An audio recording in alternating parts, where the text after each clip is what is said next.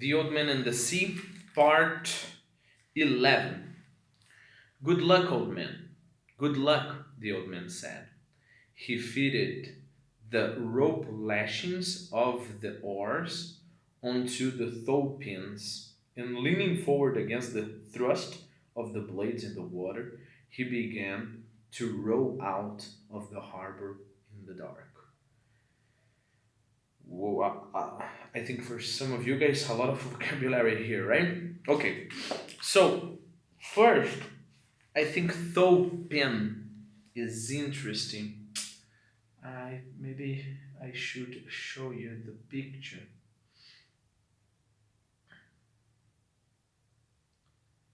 um, because it will help us a lot. I know I shouldn't. I should have the TV prepared and etc. But it's better than nothing. Okay. So take a look. This is a Thopian. This part here. Okay. It's there in the list. It can also mean this little structure here to hold the boat, okay? By looking at this picture, guys, you will understand also the lashing.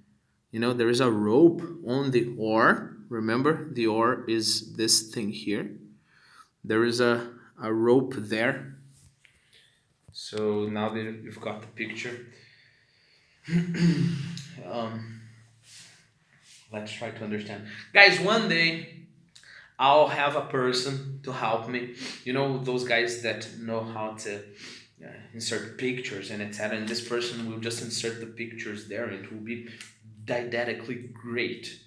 But until then, it's either spending my energy preparing the text and reading the text to you or preparing, you know, like editing the video. I would spend my whole life trying to edit and insert pictures in it. So I know it's not perfect. Sorry. Good luck, the old man said. He fitted the rope. You saw the rope, right? So there's a rope lashing you put on the oar, right? So he fitted the rope lashing of the oars on the tow pin, that structure there. So the oar will come here, right? And leaning forward, I am leaning forward now. I don't know if you can see it. Let's be a little bit of. Okay. So I'm leaning forward now, okay? All right. Why am I doing that? Because you have to understand the image. Guys, please, when you see like a description on a book and you really want to read that book, we tend to just have like dark areas and don't understand those dark areas, so we just go on and we pretend that area didn't exist. Remember, the writer wrote that passage, so you're supposed to understand that passage. Okay? Maybe if it's a good book. When it's a bad book, then okay, sometimes when it's a bad book, I just skip like 5, 10 pages and I will go like, oh yeah, he will continue with this nonsense going on. Nowadays, don't even have patience to do that, you know.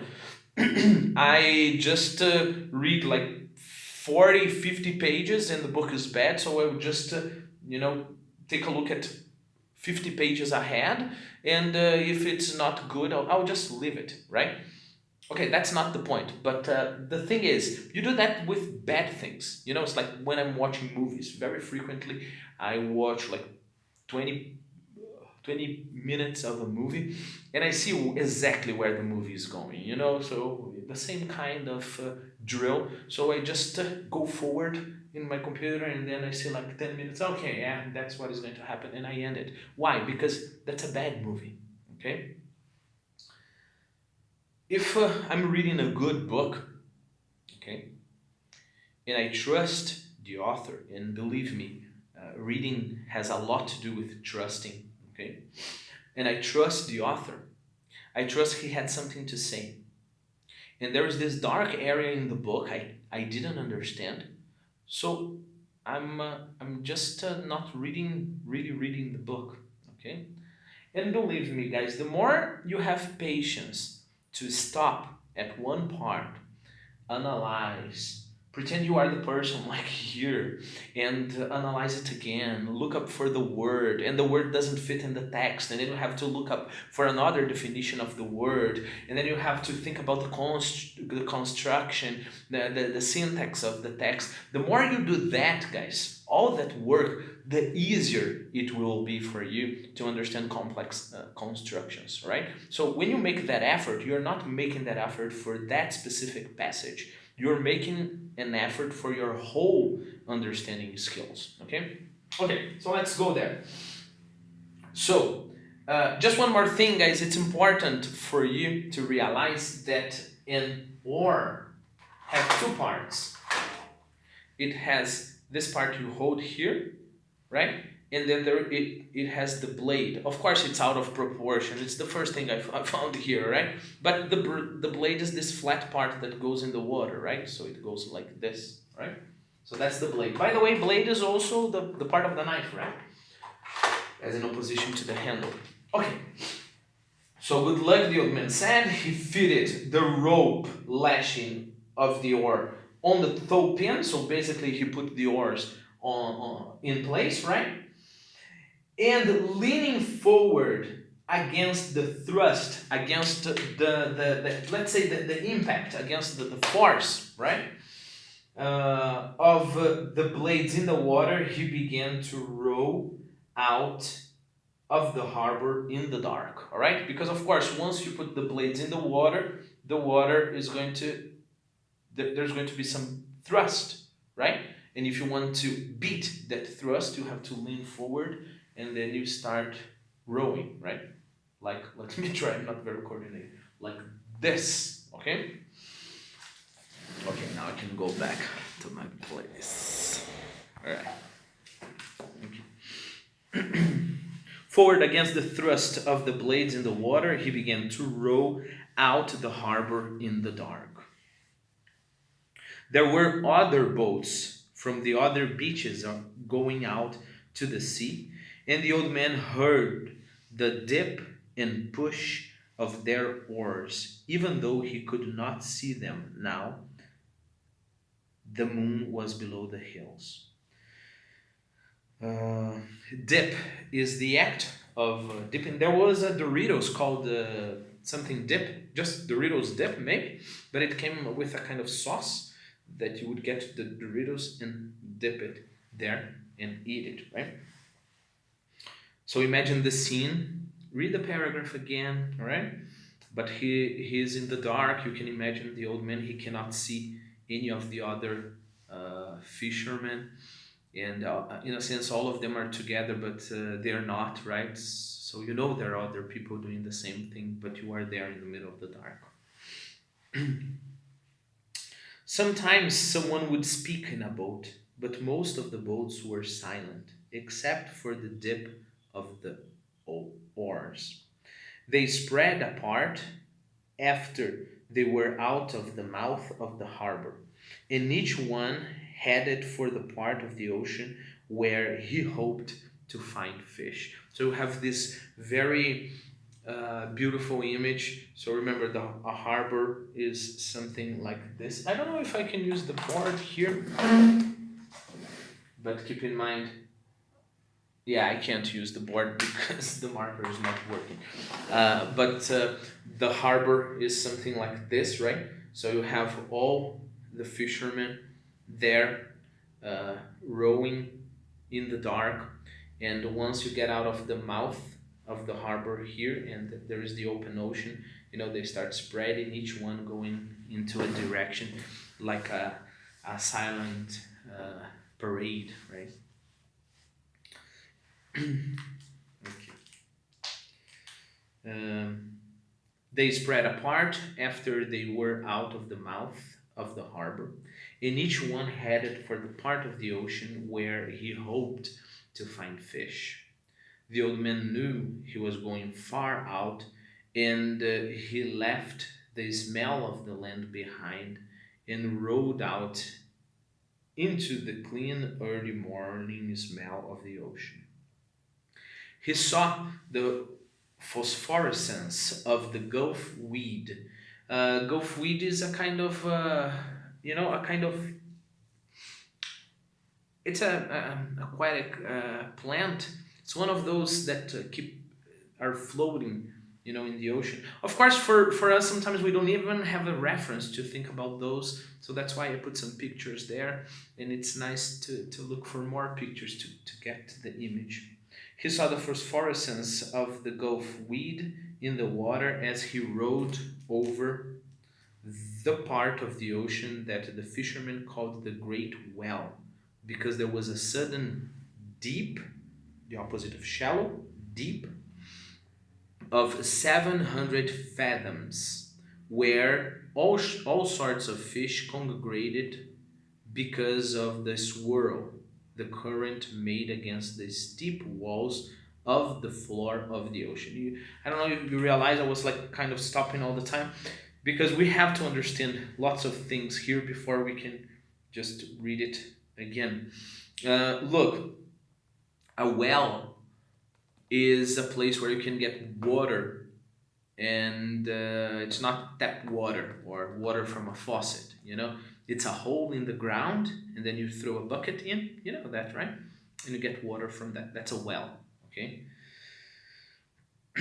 Sudden deep. You already know. Fathom, guys, is a measure they use for people. I don't know, for fishermen and people who work with ships and etc. Right? 1 fathom is 6 feet or 1.83 meters. Okay, so it's like a very tall guy to help you remember. Okay, a fathom is a very tall guy, 1 meter and 83, 6 feet. So the count here for 700. What is it? Where's 700 fathoms is 1,280 meters. So we are talking about more than a kilometer deep, right? Okay, so that's fathom. Swirl is when the water does like this, swirl, okay? Be careful with the pronunciation of swirl. That is the same kind of difficulty people have with the pronunciation of world or girl, right? You have 2 syllables in those words. So that's a swirl. Steep. Guys, imagine a street going up. If the street is like that, it's not very steep. Now, if it's like this, it's very steep. And if it's like this, it's impossibly steep, right? Okay. So again, I know this video is getting long, but you can pause and, go to Instagram and Watts or whatever you have to do, and then you come back. He saw the phosphorescence of the Gulf weed in the water as he rowed over the part of the ocean that the fishermen called the Great Well.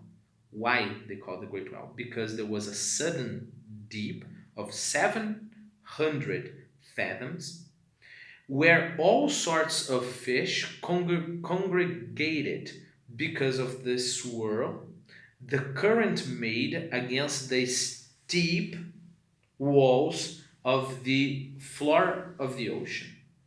Here there were concentrations of shrimp and bait fish and sometimes schools of squid in the deepest holes, and these rose close to the surface at night where all the wandering fish fed on them.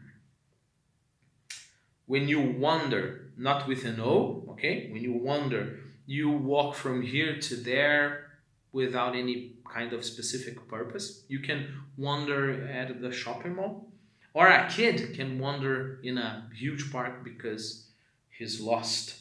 Squid is that kind of, that animal that moves like this and has a big eye. Oh, by the way, guys, school. You can think, oh, that's so cute, right? School. It's like as if fish are learning something, right? No, that's actually what we use to talk about a group of fish. Originally, school meant group, any kind of group of things, And then there was like this group of kids. There was a school as well, but with time people just forgot the meaning for schools, and nowadays we use for fish in general, and of course the school where you study. Okay, so there was school, this richness of fish. They went close to the surface, and because of that, lots of bigger fish were attracted and fed on them, and that was apparently a good place to fish. In the dark, the old man could feel the morning coming, and as he rode, he heard the trembling sound as flying fish left the water, and the hissing that their stiff set wings made as they soared away in the darkness. Okay, trembling sound. You have this sound, right? Flying fish. It's like flying fish. It's nice to take a look at the picture, so you can imagine it. So you could hear the trembling sound as the flying fish left the water, and then the hissing, right? This is hissing. A pressure cooker will hiss as well. So the hissing sound, as there is stiff, that is hard, as there is stiff set wings made as they soared away in the dark. Soar is like fly, but fly with a lot of speed, like cutting the air, like an eagle. Okay, so one more time now that we know the vocabulary. In the dark, the old man could feel the morning coming. As he rode, he heard the trembling sound as flying fish left the water, and the hissing that their stiff set wings made as they soared away in the darkness. He was very fond of flying fish. He liked flying fish a lot,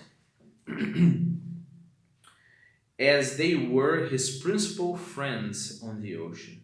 He was sorry for the birds, especially the small, delicate, dark terns. Tern is a kind of bird. I put a picture there. In Portuguese is andorinha. He was sorry for the birds, especially the small, delicate, dark terns that were always flying and looking and almost never finding. And he thought, the birds have a harder life than we do, except for the robber birds and the heavy, strong ones. Robber birds, birds that will rob, right? Why did they make birds so delicate and fine as those sea swallows? It's a kind of tern, basically. When the ocean can be so cruel, she is kind and very beautiful, the ocean, okay? But she can be so cruel, and it comes so suddenly, and such birds that fly, dipping and hunting, because they hunt by dipping, with their small sad voices, are made too delicately for the sea.